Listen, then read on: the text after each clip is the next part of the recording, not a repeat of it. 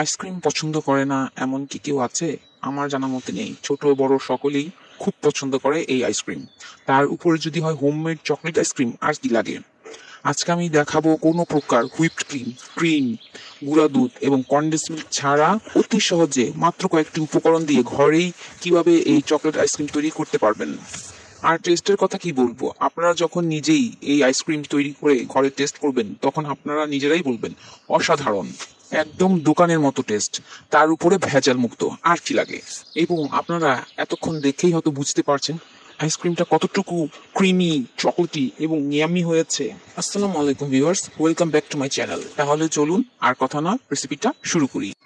Yummy chocolate ice cream তৈরি করার জন্য এখানে আমি একটি বাটি নিয়ে নিয়েছি এবং তার উপরে একটি ছাঁকনি দিয়ে দিয়েছি।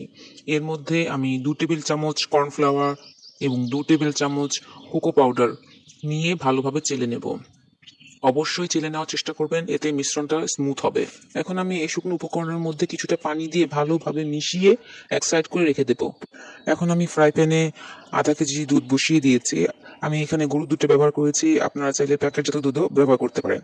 এখানে অবশ্যই ফুল ক্রিম মিল্ক হতে হবে। এখন আমি এই দুধটাকে ফুটিয়ে নেওয়ার পর 1 মিনিট জাল করে নেব। ফিরে আসলাম কিছুক্ষণ পর। দুধটা ফুটে ওঠার পর 1 মিনিট জাল করে নিয়েছি। এখন আমি যে কর্নফ্লাওয়ার এবং কোকো পাউডার মিশ্রণটা রেখেছিলাম, সেই মিশ্রণটাকে এখন ভালোভাবে নেড়ে এই দুধটার মধ্যে মিশিয়ে নেব। এক পাশ দিয়ে ঢালবো এবং আরেক পাশ দিয়ে নাড়তে থাকবো। নাড়া থামানো যাবে না, না হলে দুধটার মধ্যে লাম্পস ক্রিয়েট হবে।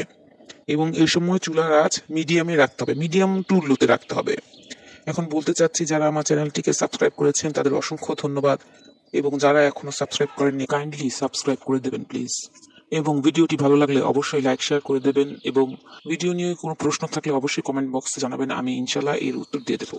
এখন আবার ভিডিওতে ফিরে আসলাম। আপনারা হয়তো খেয়াল করছেন আমি মিশ্রণটি দেবার পর অনবরত নাড়ছি।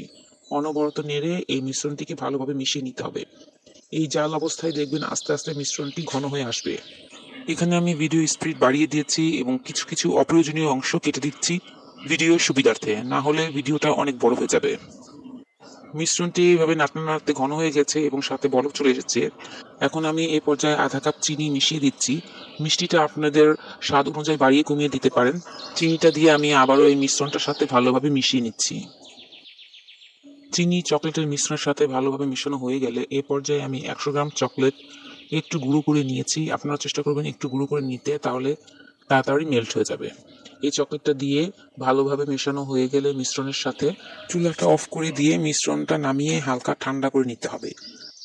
চকলেটের মিশ্রণটা হালকা ঠান্ডা হওয়ার পর আমি এরকম একটা ছড়ানো বাটিতে নিয়ে নিয়েছি। এখন চকলেটের মিশ্রণটাকে সম্পূর্ণ ঠান্ডা করে ডিপ ফ্রিজে রেখে দেবো 4 ঘন্টার জন্য। ফিরে আসলাম 4 ঘন্টা পর। এখানে 4 ঘন্টা পর একটু খেয়াল করে দেখবেন মিশ্রণটা একটু শক্ত হয়ে এসেছে, একদম সম্পূর্ণ বরফ হয়ে যায়নি। যদি আপনাদের ফ্রিজ থেকে বের করার পরে দেখেন খুব বেশি শক্ত হয়ে গেছে, তাহলে একটু বাহিরে রেখে এরকম নরম করে নেবেন। আমি এখন আরেকটা মিক্সিং বলের মধ্যে এই মিশ্রণটাকে নিয়ে নিচ্ছি। এখন আমি এই মিশ্রণটাকে হ্যান্ড বিটার দিয়ে ভালোভাবে বিট করে নেব। আপনাদের যাদের কাছে হ্যান্ড বিটার নেই তারা চাইলে ব্লেন্ডারেও এই কাজটা করতে পারেন, তবে হ্যান্ড বিটার দিয়ে করলে রেজাল্টটা খুব ভালো হয়। ব্লেন্ডারে করলে স্পিডটা কমিয়ে বারবার থেমে থেমে ব্লেন্ড করে নেবেন। একবারে করতে যাবেন না, তাহলে মিশ্রণটা নষ্ট হয়ে যাবে।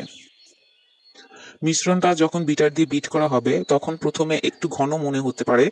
এভাবে বিট করতে করতে মিশ্রণটা অটোমেটিকলি পাতলা হয়ে যাবে। যদি আপনাদের কাছে খুব বেশি ঘন মনে হয়, সেক্ষেত্রে 1 টেবিল চামচ তরল দুধ মিক্স করে নেবেন। খুব বেশি পাতলা করতে যাবেন না, তাহলে আইসক্রিমটা ভালোভাবে স্মুদি হবে না। আমি এখানে বিটারের স্পিড 2-তে দিয়ে বিট করছি। আমার এখানে 3 মিনিটের মতো সময় লেগেছে। এক এক বিটারের স্পিড এক এক রকম, সেই ক্ষেত্রে আপনাদের হয়তোবা একটু কম অথবা বেশি সময় লাগতে পারে। এবং অবশ্যই মাঝে মাঝে বিটার অফ করে এভাবে সাইডে লেগে থাকা মিশ্রণগুলো মাঝে এসে নিয়ে আবার বিট করতে হবে। প্রায় 3 মিনিট বিট করা হয়ে গেছে। এখন মিশ্রণটা অনেকটা পাতলা হয়ে এসেছে এবং এর ঘনত্বটা হয়তোবা দেখে আপনারা বুঝতে পারছেন কেমন হয়েছে। খুব বেশি পাতলাও না এবং একদম ঘনও না, স্মুদি একটা টেক্সচার। এখানে আমি আইসক্রিমের মিশ্রণটাকে একটি বাটিতে ঢেলে নিয়েছি। এখন আমি এই বাটিটাকে ওভারনাইট অথবা 6 ঘন্টার জন্য ডিপ ফ্রিজে রেখে দেবো। এখানে আইসক্রিমটা ডিপ ফ্রিজে রাখার প্রায় 3 ঘন্টা পর এর উপর দিয়ে আমি চকলেট চিপস দিয়ে দিয়েছিলাম। এই সিনটা আমি দেখাতে পারিনি, তার জন্য আমি আন্তরিকভাবে দুঃখিত। এখন আমি একটি চামিচ দিয়ে আইসক্রিম তুলে দেখাচ্ছি কতটা ক্রিমি, চকলেটি এবং ইয়ামি হয়েছে। আইসক্রিম ফ্রিজ থেকে বের করার পর 5-6 মিনিট এভাবে রেখে দেবেন, তারপরে দেখবেন আইসক্রিমটা একটু স্মুথ হয়ে গেছে। আমি ভিডিও করছিলাম, আমার কাছে অতটা সময় ছিল না, তাই আমি দ্রুতই দেখাচ্ছি। এই জন্য আইসক্রিমটা একটু শক্তই রয়ে গেছে। আমি এখানে ডেকোরেশনের জন্য কিছুটা চকলেট চিপস উপর দিয়ে দিয়ে নিচ্ছি। এখানে আরেকটু সামনে থেকে আপনাদের আইসক্রিমের টেক্সচারটা দেখিয়ে দিচ্ছি কতটুকু ক্রিমি হয়েছে। আপনারা বাসায় অবশ্যই এই সাশ্রয়ী রেসিপিটা ট্রাই করবেন এবং দেখবেন বাসার সবাই আপনার প্রশংসা করতে বাধ্য হবে। এবং আমাকে কমেন্টে অবশ্যই জানাবেন আপনাদের কাছে কেমন লাগলো। তাহলে আজকে এই পর্যন্তই, দেখা হবে নেক্সট ভিডিওতে। সে পর্যন্ত ভালো থাকবেন, সুস্থ থাকবেন এবং অবশ্যই নিরাপদে থাকবেন। আল্লাহ হাফেজ।